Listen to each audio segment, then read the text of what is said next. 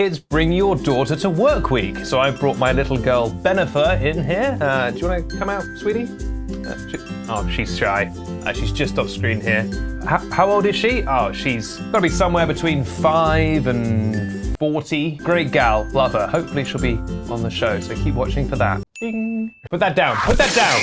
That's a work crossbow. Zoe and Alfie have teased the name of their unborn baby. Markiplier has returned to TikTok with a super creepy new video. 2 teenagers have been charged after filming a deceased person and posting the videos on TikTok. And of course, it's the return of a brand new segment. All this plus, once I make my move, the Queen will take me. Then you're free to check the King on this week's edition of YouTuber News. Hosted by me, Benedict Townsend, at Benedict Town, and brought to you by PopBuzz, the only website that was recently struck down with both Ligma and Bofa. Get well soon. What was Bofa? I heard that. It was both of D's nuts.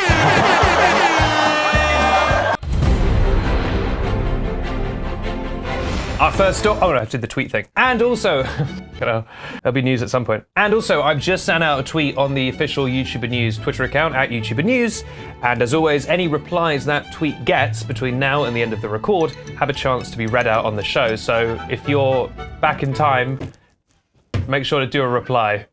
It's a call to action, but in the past. It's a call to memories. Our first story, Zoe Sugg and Alfie Days have teased the name of their unborn baby. And just a note, when I was writing this script, I nearly wrote unreleased baby. I was like, they've teased the name of their unreleased baby, which is not wrong because the baby has not been released, but it's not an album, you know. Although in a way, babies do drop. Well, it depends how you give birth. But you could say, new baby just dropped, and it wouldn't be that wrong. Anyway, the pair have a baby on the way. It's expected in September, and they've discussed how hard it is to think of baby names. There was a comedian once, I can't remember who, but there was a comedian who once said, you never realize how many people you hate until you have to name a baby. Something I went through with Benifer. But then we found the perfect name. Who the hell is Ben Affleck? In a recent interview with the Metro, Alfie explained that they maybe wanted to see the baby before they could decide on a name. They said, quote, I wish we had decided on a name. I just really want to see her little face. I know so many people that have named their babies. The baby's been born and then they've changed the name. I didn't realize how hard it was to make a decision on the name, but they teased, quote, we've got one in mind that we really, really like, but I want to see her little face beforehand. Benedict? It's probably going to be Benedict, right? Or Benifer's taken. Little, sweet baby Benedict. Who's this little girl? This little Benedict. I think it's got a ring to it. Anyway, jokes aside, congratulations to Zoe and Alfie on the upcoming baby. Can't wait for it to drop. Going to be a big release day. And we hope they think of a name soon. Now, let's check in on the Twitter account and see what people are saying. Matilda says, never seen Benedict and the rat in the same room together. Pretty sure they're the same person. That's ridiculous, Matilda. The rat is right. Gemma says, I only just woke up. Why are you filming this early? We don't ask questions, Gemma. We just give replies. Emily says, I wonder what Dan Howell is up to today. Don't know who that is. Erin Elizabeth says, yes, finally I can tweet. This is the only time getting up at 5 a.m. for school has been useful and American. Wonderful. I'm glad we're alienating a large portion of our audience, but I'm glad that Erin got the tweet in. And this is actually a different tweet, but I did tweet out this week on my personal Twitter, at Benedict Town. I said, what stories would you like me to cover this week? I thought I'd ask the people, the plebs, what they wanted to hear. And a YouTuber with a tick replied, Mac does it. And he said he wants to hear a story about me.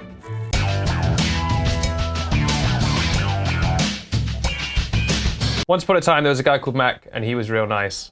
And that's a fact. That'll do. And finally, Lily says, I'm tired, sad face. So everyone's having a great time, and it's a great segment we all love. On to our second story. Markiplier has returned to TikTok with a super creepy Q&A video, which seems to be linked to the mysterious SCP-2316 trend that's sweeping through the app. And there's a further twist because some think that Mark himself may have created the trend. The video starts off as that normal TikTok trend where people sort of do the mashed potato. That's what it's called, right? I am 500 years old. People do that and they generally just have like zero rhythm. All you have to do is like bum bum, but people doing it, it's like they're being played an entirely different piece of music. I've never seen a single person do it correctly. Anyway, you're doing that and you just answer questions. And Mark is doing this and it's all nice, but then the screen starts to get dark and the music becomes ominous and Mark's eyes become dark eyes. Like some kind of Darkiplier, if you will.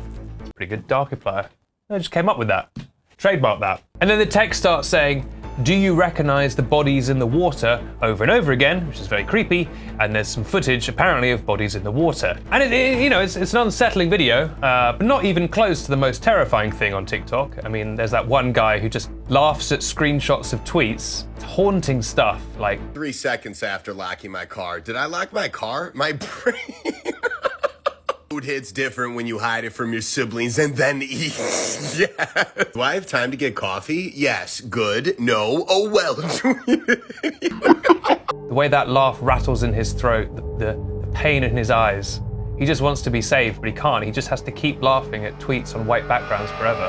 The ultimate curse. Anyway, what exactly is SCP-2316? Well, as I said, it's a mysterious trend. It's a kind of creepypasta thing that's circling TikTok like blood in a drain, or a coffin in a grave, or a skeleton at a wacky warehouse. And the video has apparently been produced by a fictional organization called the SCP Foundation, which stands for Secure, sounds good, Contain, that's nice, Protect, fantastic, which apparently keeps an eye on supernatural goings-on. SCP-2316 is, quote, the designation for an anomalous phenomenon existing within a lake, which manifests as a group of human corpses floating in a small group at the surface of the water.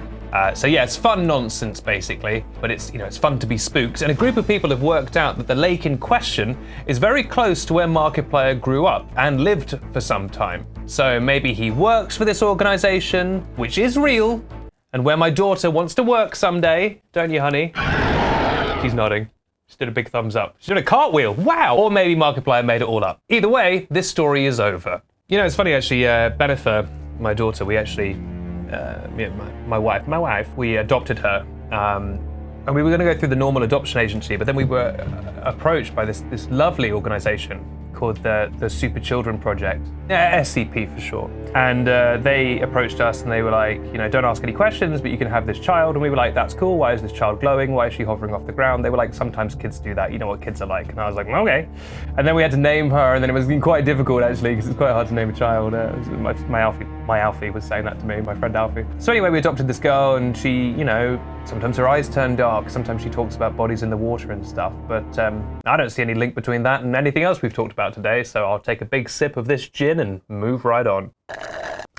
Our third story.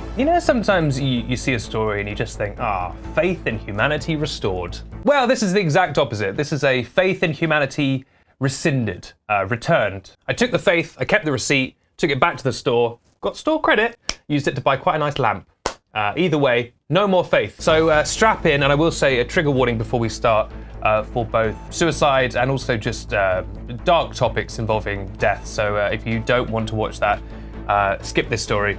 Anyway, the story starts very sadly with a man named Marcus Adams, who it seems took his own life. And he was found by two young women, Bethany Martin and another young woman whose name has not been revealed. And they found his body, they filmed his body, and then they filmed themselves stealing a chain from his body. And then they posted this all on TikTok and Snapchat. And then they posted another TikTok about how they'd found a person's body. And it was like a meme video with this sound that was like trending at the time. They posted all these different videos of this person's body and them stealing from a person's body. And the videos, kind of unsurprisingly, got millions upon millions of views. And then the police very quickly found out about it and they were arrested and charged, which is, I guess, some kind of happy ending. Marcus's family is currently raising funds on GoFundMe for a funeral, and we'll link to that in the YouTube description. But all round, just a horrible story, and I'm very glad these people were caught. It's one of those things where I'm going to be like, don't do this, but I feel like no one in the audience is going to do that. Anyway, let's check in with the replies, which will hopefully kind of lift our spirits a little bit. Wonka Tot says, isn't it funny that I'm British? Up all wee hours of the fortnight to talk to a rat and read Twitter replies. Anglophobia is nothing to be laughed about. Over 3 British people a year are reduced to tears because someone walks up to them in the street and says, it's Tuesday, innit? Do you want to be like them? A bully and a scoundrel? No. We need to stamp out anti-English sentiment. What have the English ever done?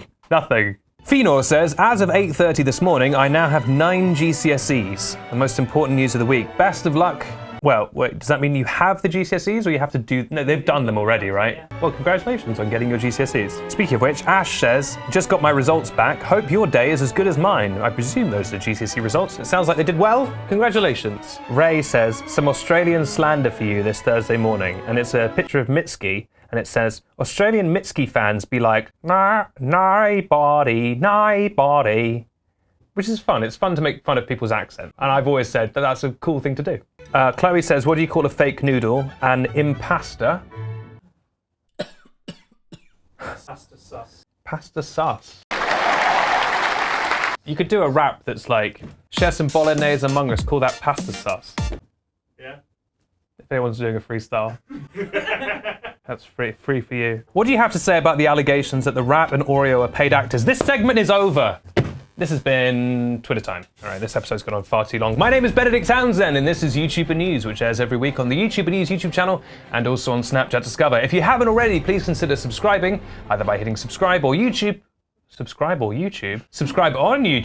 or by swiping up on the last snap of this story.